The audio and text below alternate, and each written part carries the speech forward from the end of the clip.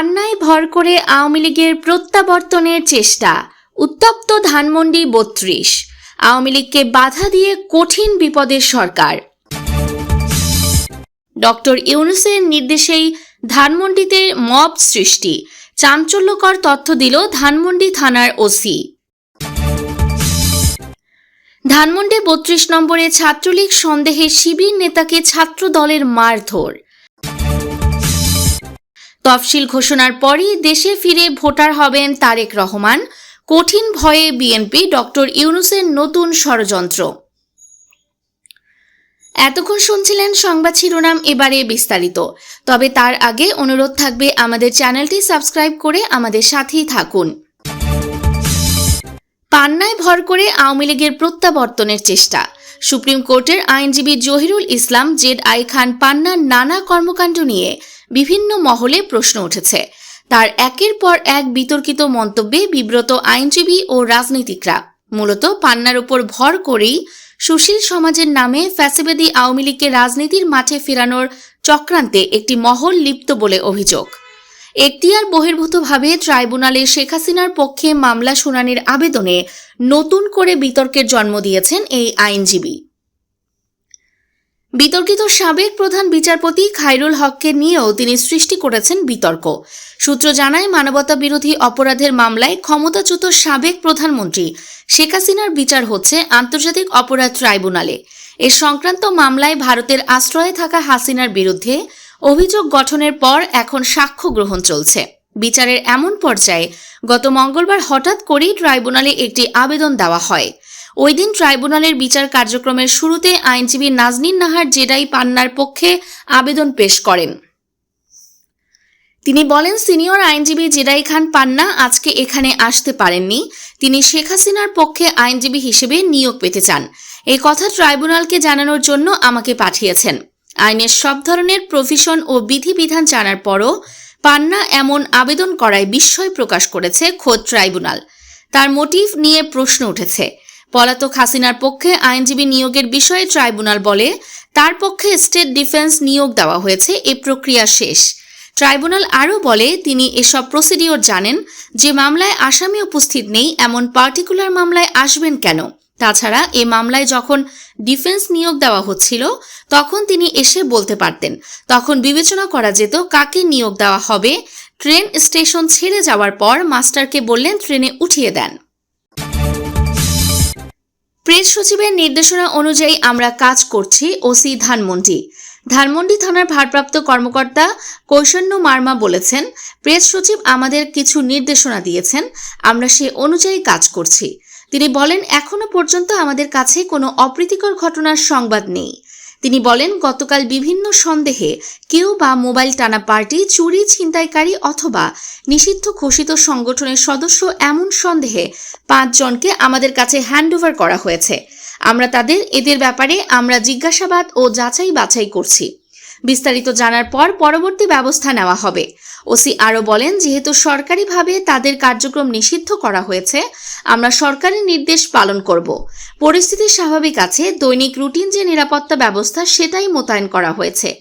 গতকালকে বিপুল জনসমাগম ছিল, এজন্য একটু আমরা কিছু বাড়তি ফোর্স মোতায়েন করেছি। ধানমন্ডি ৩২ নম্বরে ছাত্রলীগ সন্দেহে শিবির নেতাকে ছাত্রদলের মারধর। রাজধানী ঢাকার ধানমন্ডি ৩২ নম্বরে মারধরের শিকার হয়েছেন মোহাম্মদ মামুন নামে বাংলাদেশ ইসলামী ছাত্র শিবিরের এক নেতা। তাকে ছাত্রলীগ সন্দেহে ছাত্রদলের নেতাকর্মীরা মারধর করেছে বলে অভিযোগ উঠেছে। বৃহস্পতিবার 14 আগস্ট রাত 8:30টার দিকে ধানমন্ডি ৩২ নম্বরে বঙ্গবন্ধু শেখ মুজিবুর রহমানের ভেঙে ফেলা বাড়ির সামনে এই ঘটনা ঘটে। ভুক্তভোগী মোহাম্মদ মামুন ঢাকা কলেজ ছাত্র শিবিরের প্রশিক্ষণ বিষয়ক সম্পাদক। হামলার খবর শুনে ঘটনাস্থলে এসে পৌঁছান ঢাকা কলেজ ছাত্র শিবিরের নেতাকর্মীরা। ছাত্রদল নেতাদের সঙ্গে বাকবিতণ্ডা হয় তাদের। এক পর্যায়ে উভয় পক্ষের সমঝোতার বিষয়টি সমাধানে আসে। শিবির নেতা মোহাম্মদ মামুন সাংবাদিকদের বলেন, ধানমন্ডি 32 নম্বর বাড়ি ঘিরে যে নিরাপত্তা বেষ্টনী দেওয়া হয়েছে সেটির ভেতরে অনেকেই যাচ্ছিলেন। আমিও যেতে চাইলাম, তখন পুলিশ বাধা দেয় আমাকে।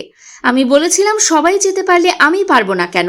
তখন কয়েকজন লোক এসে আমাকে প্রশ্ন করলো আমি কেন যেতে চাই। এরপর তারা আমাকে আওয়ামী লীগ ছাত্রলীগ ট্যাগ দিয়ে আমার উপর অতর্কিত হামলা করে। আমি তাদের বলি আমি ঢাকা কলেজ শিবিরের দায়িত্বশীল নেতা। এটি শুনে তারা বলে তো কি হয়েছে? পাশেই পুলিশ সদস্যরা ছিলেন। আমি তাদের দৃষ্টি আকর্ষণ করি, কিন্তু পুলিশ তাদের আটকায়নি। তফসিল ঘোষণার পরেই দেশে ফিরে ভোটার হবেন তারেক রহমান।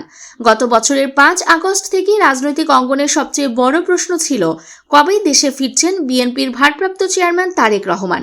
কারণ তিনি বিএনপি এবং বাংলাদেশের জন্য এক অপরিহার্য নেতায় পরিণত হয়েছেন। প্রায় 17 বছর ধরে তিনি লন্ডনের নির্বাসিত। সব মামলা থেকে মুক্ত হওয়ার পরও তিনি দেশে ফেরেননি। এ নিয়ে বিএনপির পক্ষ থেকে কোনো ব্যাখ্যাও দেওয়া হয়নি। শীর্ষ নেতারা শুধু বলেছেন সময় মতোই তারেক রহমান দেশে ফিরবেন। বিএনপির একাধিক সূত্র বলছে তারেক রহমান তাড়াতাড়ি দেশে ফিরলে তাকে ঘিরে একটি বলয় তৈরি হতো। তার নাম ভাঙিয়ে তদবির বাণিজ্য হতো। প্রবীণ রাজনীতিক বা প্রশাসনের বঞ্চিত অনেকের আবদার তিনি ফেলতে পারতেন না। ফলে তিল তিল করে গড়া তার রাজনৈতিক ইমেজ ক্ষতিগ্রস্ত হওয়ার আশঙ্কা থাকত। দলও ক্ষতিগ্রস্ত হতো। সে কারণে তিনি নির্বাচনের তফসিল ঘোষণা পর্যন্ত লন্ডনেই অবস্থান করতে চান। অন্যদিকে তারেক রহমানের দেশে না ফেরা নিয়ে বিরোধী পক্ষ নানা রকমের গুজব রটাচ্ছে বলে বিএনপির পক্ষ থেকে অভিযোগ করা হয়েছে। রোববার 10 আগস্ট রাজশাহী মহানগর বিএনপির দ্বিবার্ষিক সম্মেলনে লন্ডন থেকে ভার্চুয়ালি প্রধান অতিথির বক্তৃতা দেওয়ার সময় তারেক রহমান নেতাকর্মীদের উদ্দেশ্যে বলেন ইনশাআল্লাহ শিগগিরই দেশের জনগণের সঙ্গে সরাসরি দেখা হবে। এরপর থেকেই তার দেশে ফেরার বিষয়ে আলোচনার সামনে চলে আসে। দেশে ফিরতে তারেক রহমানের কার্যত কোনো আইনি বাধা নেই, কিন্তু তার নিরাপত্তা বিষয়টি নিয়ে বিএনপির শীর্ষ নেতারা বেশ শঙ্কিত। সরকার সহ বিভিন্ন মহল মনে করে সামনের নির্বাচনে বিএনপি জয়লাভ করলে তারেক রহমানই হবেন বাংলাদেশের প্রধানমন্ত্রী। তাই এমন একজন শীর্ষস্থানীয় রাজনৈতিক নেতার সার্বিক নিরাপত্তা নিশ্চিত করা বেশ জটিল বলে মনে করা হচ্ছে।